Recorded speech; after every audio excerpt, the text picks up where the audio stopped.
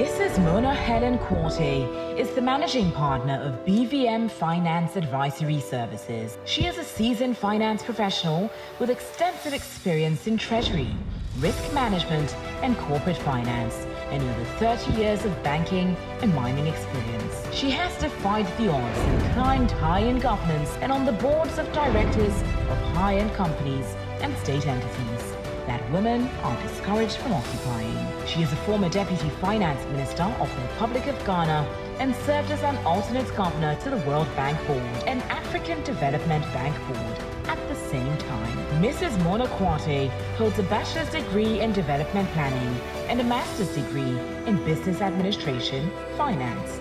She holds a Master of Laws LLM in commercial law. She is passionate about economic development and contributing her quota to making Africa's economy resilient. Your best self awaits you.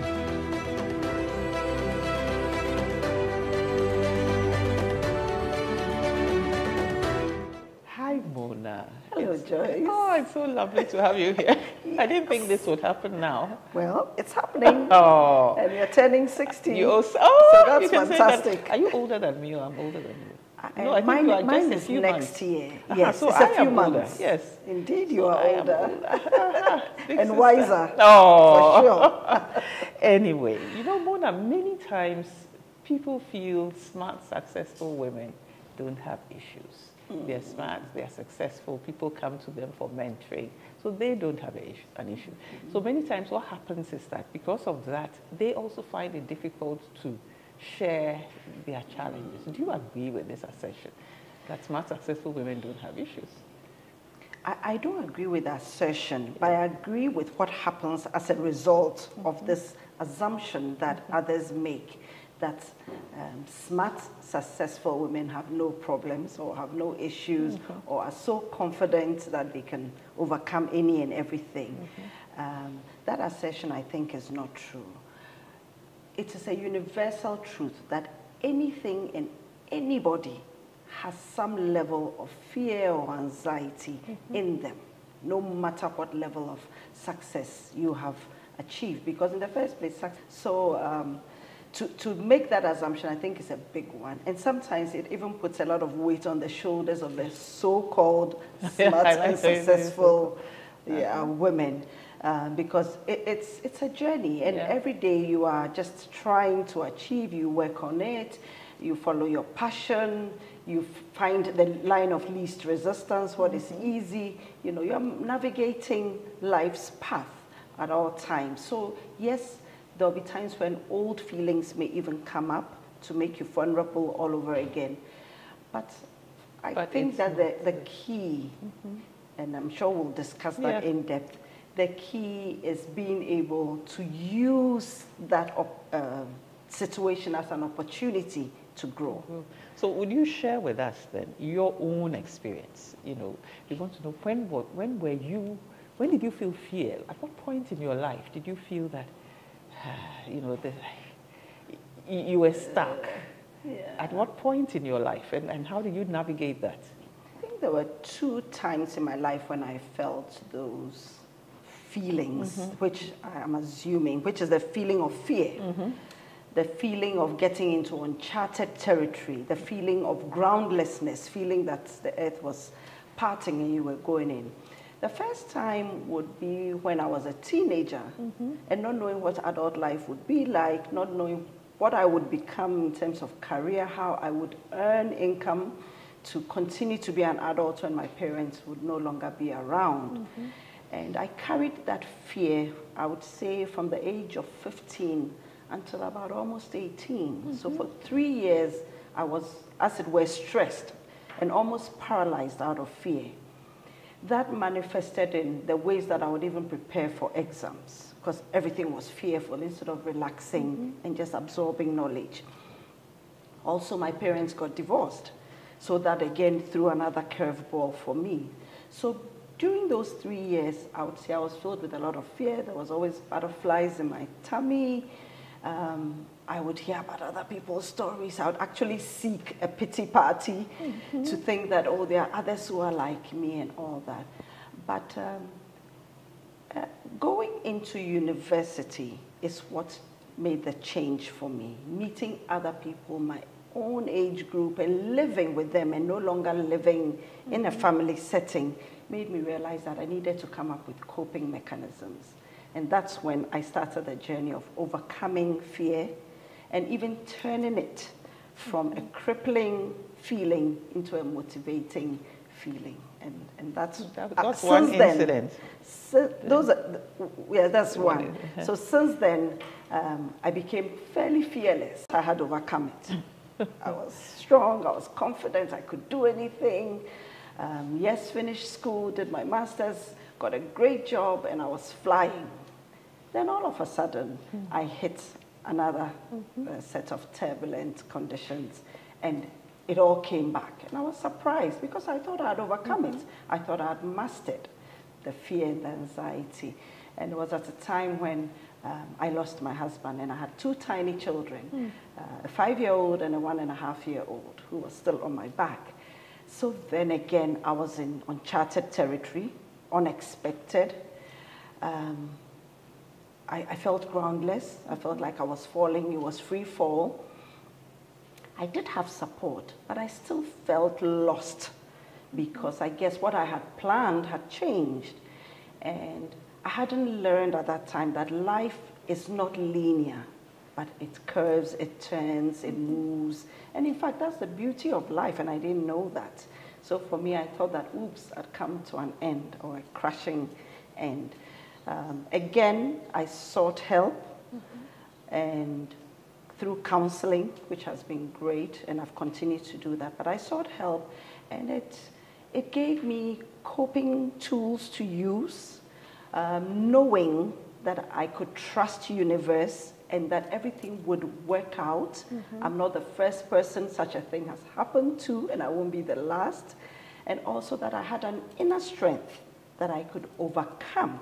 So even though I didn't have the answers, I began to feel comfortable, I began to relax, I began to accept the situation that I was in, and then things started to come to me rather than me chase. So that was a big transformation of my mind, because before then, I'd been trained to go for things and not to allow myself to receive. So I was a go-getter, and I was always on the road rushing. But here was a situation where what had happened had put me in a position where I couldn't be that soldier. I had to sit back and allow universe to take care of me. I had to allow others to help me and all that. And actually, it was very comforting. And it was a different way that I overcame fear and uncertainty. So I realized that there are many ways. There are many ways. There are two things you said that I think people can really resonate with. One is the fact that your parents divorced. The other one is the fact that your husband died. Okay, you lost your husband. The first one, what was the fear when your parents divorced? How did it affect you? What was the fear you felt when that separation occurred? The fear I felt first and foremost was the breakdown of the family that I had. So now I no longer had a mom and a dad living in the same house. I was the first child, so I had younger brothers, and I started to wonder what is going to happen to us. And in our instance, my mom moved out, so we were living with my dad. And I knew that my dad didn't have any, as it were, maternal skills at all, and I was a teenager. So I was fearful of how things were going to work out. Was I going to become mother? Was I going to have to cook and clean and still go to school? Was I going to have to supervise the help that we had in our house? I was just totally confused. And then I also felt that if I go back to school, which is a boarding school, what happens to my siblings? And how would my father cope? And my father wasn't coping well. He started to drink quite a bit and got a little reckless, which he overcame anyway, but around that time. So I now felt that I had to be mother to everyone in terms of even the emotional baggage that we were now carrying. Of course, we could visit my mom, but we were not going to stay with her. My father was categorical about that. And she was not really working. So eventually the divorce came out with a judgment that would live with my dad, who was struggling. Who was struggling, yeah. So I struggled with him, went back to school, worried about what was happening at home, worried about my siblings, worried about my dad, and so forth. And that affected my academic work for a while until I could get over it. And I couldn't talk to anybody about it because it wasn't the kind of thing you discuss in school. So you just carry along, but you always hold back a certain part of yourself, even in conversation with your friends, unless a friend would say, oh, this happened to my parents, then you can say, me too. Then it becomes a me too movement. But it was a difficult time for a young girl who, once again, never expected parents to part or to lose any parents at that point in time, and trying to figure out how to continue life after that. That's really interesting, and you know, thanks for being so open about it. And what I want to know, you, as the firstborn, you were thinking about your father, you were thinking about your siblings, and you said it closed you up, that fear, that experience of having to parent, having to take on the parenting, sort of made you overly cautious. Indeed. Okay. Indeed. If you look at your life now, how did that fear that you experienced as a result of their separating you, taking on their roles, how has it impacted on you both positively and negatively? No, eventually that state that I went into, which was stressful at the time, has been helpful too. So it's been a double-edged sword. Of course, subsequently, my parents figured out how to care for us and make our lives easier. So they did that, and I congratulate them for that all the time. I think that seed had already been sown, and therefore, I was careful in my relationships. I was careful in steps that I would take, because I would always think, what if it didn't go the way I expected? I became the kind of person who would always have plan A, B, and C. Instead of just living that childlike, free life of it's plan A, and that's all it is. I would always have a plan A, B, and I would even have a plan C. So I became more cautious. And even my mom would always tell me that, take it easy, you're too hard on yourself. You're always trying to cover all bases, you know, because my mom was a bit more carefree, which has helped her to turn 80 next year. Oh, yeah, yes. Beautiful. And still wear her high heels and her makeup and have fun. Whereas I wouldn't do that. And she would say, why don't you dress up, do your hair nice, do your makeup? And I'll say, no, because I held back. I always felt that I'm not allowed to have so much fun because anything can go wrong, you know. But with the help of the same person, my mom, seeing her lead her life and enjoy her life, I realized that, oh, it was wrong of me to be fearful and to hold back, but I should let go to an extent. Of course, I've never been the way I used to be before that time. I'm still cautious. It's become a part of me. Okay, so let's look at how that tied into your own marital relationship.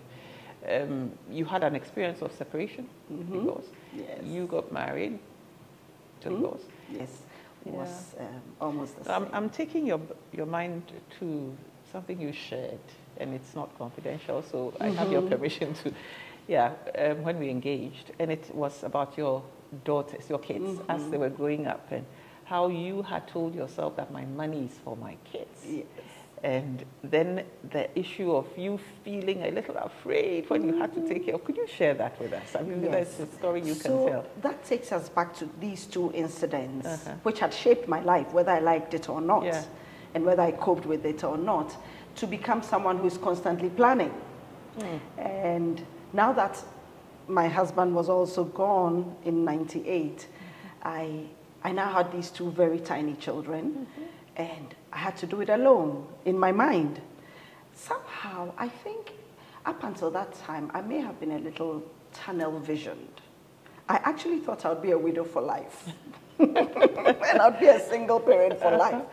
I didn't think of other options.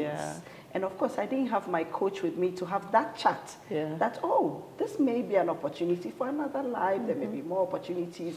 It was all just doom and gloom at that point in time. So again, I got into the mode of planning and making sure that things... I think I got lost in that process. And the process became about my daughters and making sure that no matter what happened to them, they would be financially comfortable. Because I got it into my head that once you were financially comfortable, you had everything. Of course, now that I'm old, I realize that it's not everything. Yeah. Yes. But at that point, at age 35 or so, that is what was on my mind, because how will they survive? And they are so young. What if I pass? They wouldn't even be yet 20 or 21. They wouldn't be working. So that got me into making sure that whatever I did was for them rather than for me. So, like I told you, I'd get to a point where even when I wanted to splurge on myself, I had achieved, at least on my standards, I had achieved, and I had all the comforts that I wanted. I would then become, or would start to feel guilty that I was spending their money. And I'd always told myself that I was doing this for them. So it now became theirs. And without they even saying it, I had made them entitled to your, to my earnings, to my money, which is my own natural energy yield. I like that. It's not theirs, it's mine. But at that point, I had already gifted to them. I had done up a will and shared everything for them. You know, and a few friends kept telling me, this is a good idea. I mean, we appreciate that you should have a will because you do own property, but it's almost as if you're already there. Yeah. You are not yet gone, but you've gone ahead of yourself. You know, and I said, well, it belongs to them already, and so forth. Of course, recently you and I had a chat, and I realized that my daughters are no longer 1.5 old, but they are now 25 and almost 30. They have careers, they work, they have their own lives. In fact, they don't even want me in part of their lives. And they are no longer children. And I need to just unpack that concept. And they will do their own thing the way they want to do it. And I should just enjoy what I have. And in fact, the second one always tells me, Mom, you do what you want. Sell everything and enjoy yourself. You don't need to worry about us. But I think in the back of my mind, it's kind of stuck. And I can't seem to get to the point where I will see them as adults. I keep seeing them as children. And of course, once in a while, they feed into that. They come and suck up a little bit. They take advantage. But since we had our coaching session, I'm getting bolder. I'm able to listen, say nothing. I'm able to say I'm busy. I'm able to say I'm going on a trip. And when my first daughter... don't feel guilty. Yeah, when my first daughter says, are you going first class, business or economy? I can tell her, how does that concern you? She wants to know how you are using their money. Exactly, she wants to know how I'm using their money. So yes, so now I'm able to respond without feeling guilty.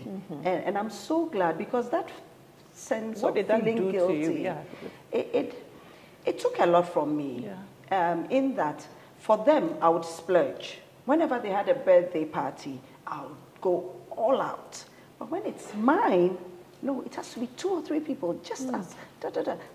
We have to say. But when it's anything to do with them, so if they would go to school, they should pick the best schools, I'll pay for it. They would go to private school, I'll pay for it. Whatever they wanted. Oh, Mom, we are going to China. We need to get there. We need money. I would go all out. If they asked for X, I would give them 3 times X because of how I felt about it. But now, I'm asking them to pay for their own stuff. I think 2 weeks ago, my daughter had her car serviced. Then she called me, oh, the bill has come. And I said, and so? I said, oh, you should pick it up. I said, no. It's your car, and you pick it up. And she had quite a shock, because that's not the mommy she knows. Yes, so things are changing. And I think they are respecting me for that, because I was becoming a bit of their bank and their floor mat. But now they are changing a little bit. I've seen that they now pick up some of the bills that we have as a family, like mobile phone bills and so forth. And they're stepping up. And I guess if I hadn't made this change, which I only did this year, they would never have stepped up.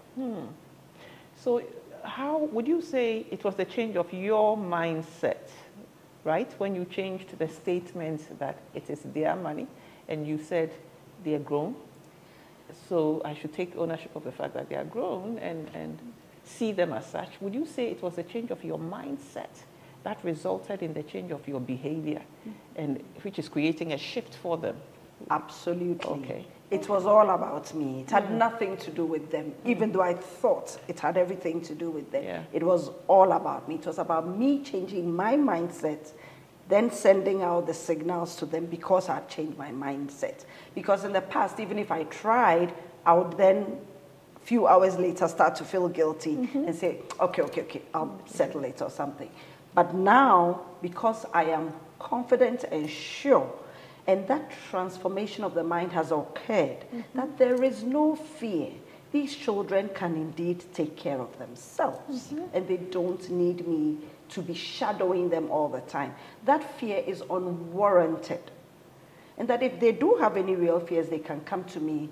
I can now relax, breathe into it, and say, let them deal with it themselves. So I think it was about me making that initial change, that shift. And once that shift occurred and my mind was relaxed, they sensed it too. Because they watch me for signs. And they can tell when I'm nervous, when I want to come back to the old ways, and then they'll feed into it. Because at the end of the day, children are what they are.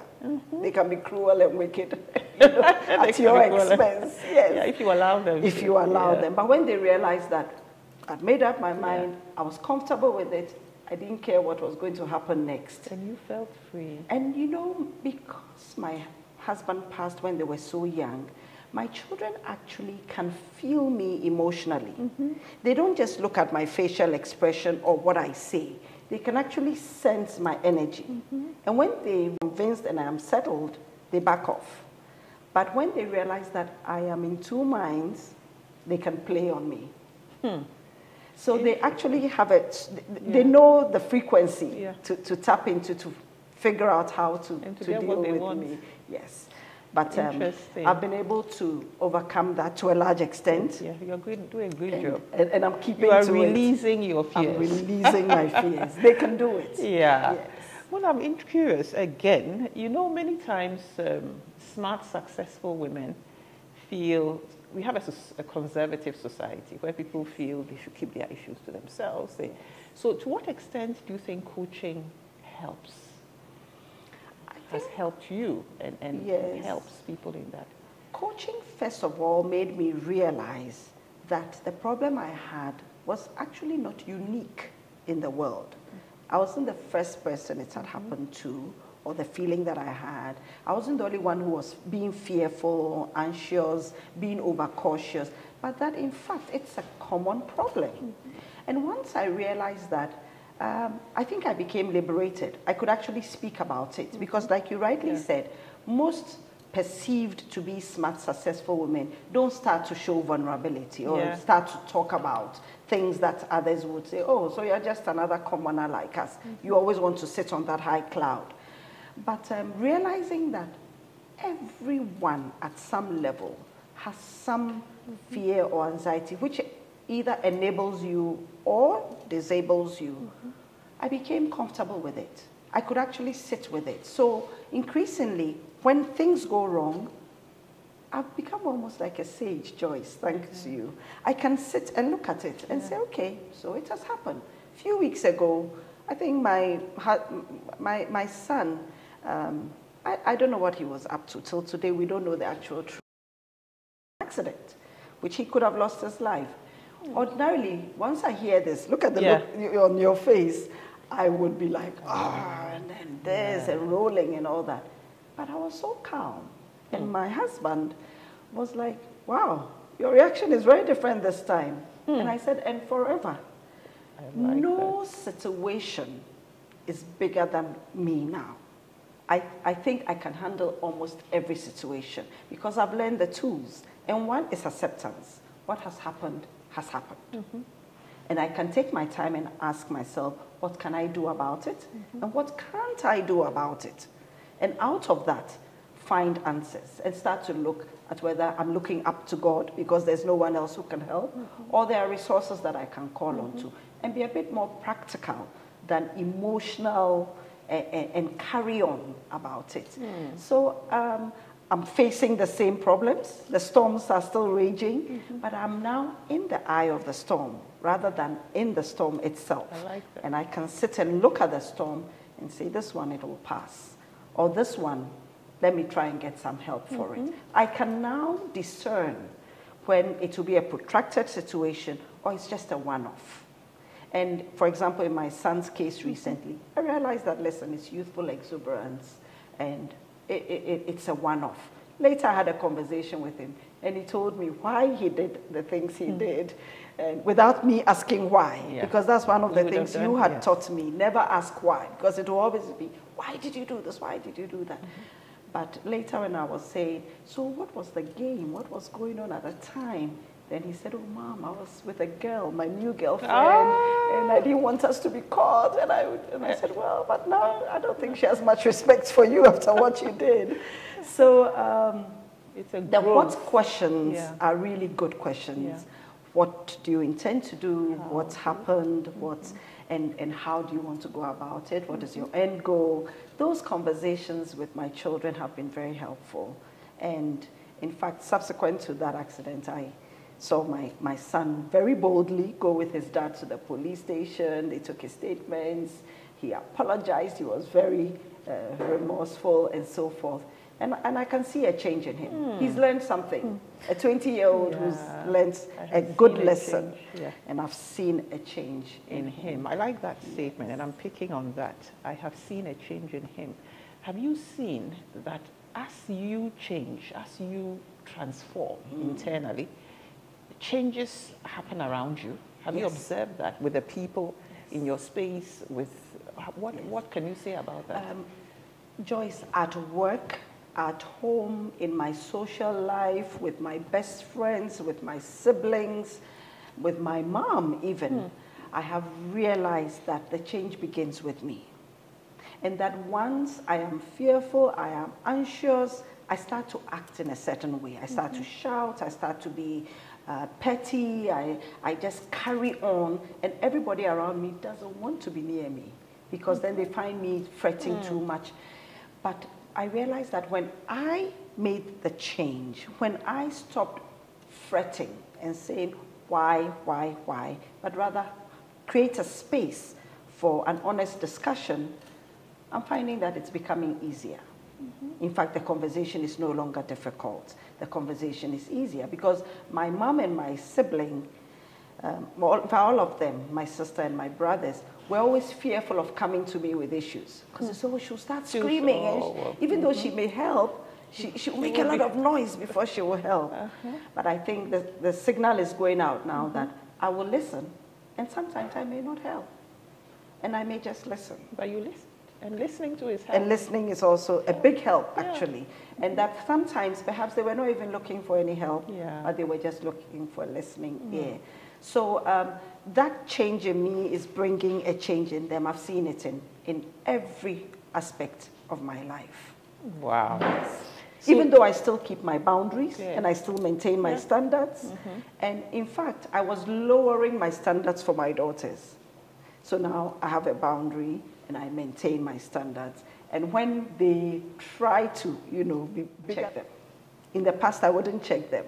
I'll be like, oh, yes, sure, let's do it that way. But now I'll say, no, we'll do it my way. It's my time, and I'll do it the way I want to. And, this is you've given us such valuable insights as we come to a close, as we are closing. There are two things I'd want you to, talk about. One is the masterclass we'll be having together from next year, from March. 2 or 3 things people are to expect. That's one.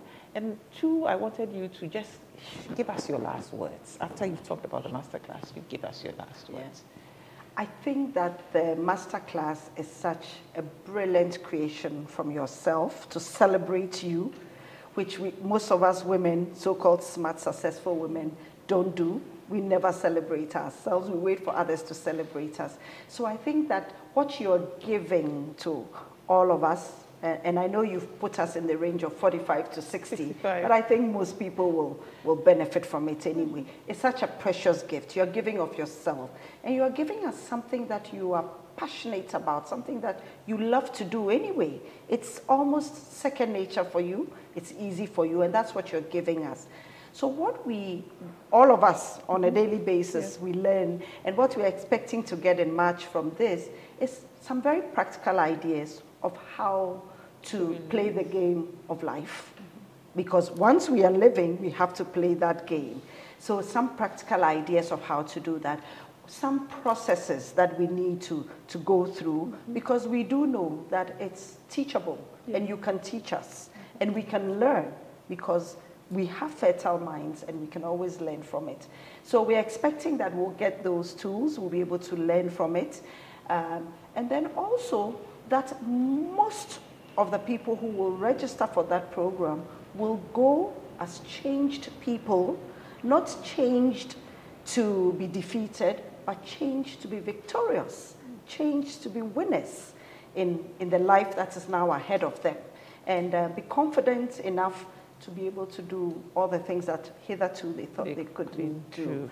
So I think it's just going to be a brilliant time. It's going to be a time changer. So you're a change agent at age 60. And I'm just looking forward to that masterclass for myself and for the others. Because I'm sure you know by now, Joyce, that even when you teach, you learn. So it's going to be... to even learn. Exactly. It's going to be so your last words. My last words are that, you know, and I'm a Christian, so I'll just go to the good book and to Exodus. I've forgotten the verse, but it's about Moses taking the Israelites out of Egypt back to home. Now, it doesn't matter whether it's Moses or it's Egyptians or whatever. It's a story that we've read and been told about. But it's about going through a difficult time. The journey of life and some of the difficulties. Like I said earlier, it's not linear. It throws you curveballs, it curves. But those difficulties are also beauties, and they come out as opportunities. So just as Moses told the Israelites, and when they were fretting and they wanted more food and more this, which most of us are always looking out for, we want all our cares taken care of. He told them to stand still and see the salvation of the Lord. And that the Lord will answer today. So standing still reminds us that we should calm down. And therefore, I think that as part of our master class, I'm hoping that we'll have some breathing classes, some meditation classes, how to stand still. Many of us do not know how to do this. I didn't know how to do this until I was 35. I didn't know how to stand still. I didn't know how to be quiet and just listen. I didn't know how to let the universe take care of me.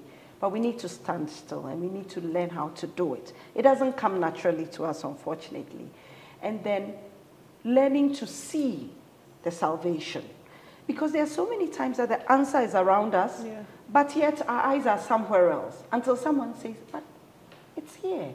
I always recall holding my baby son, and I was in a big shopping mall. All of a sudden, I panicked and started searching for my son, who I was carrying. And I went to the counter and said, I've lost my son. Can you announce in the shop if anyone has seen a 3-year-old boy? He's like this and he's like that. I was with a cousin of mine who was shopping with me.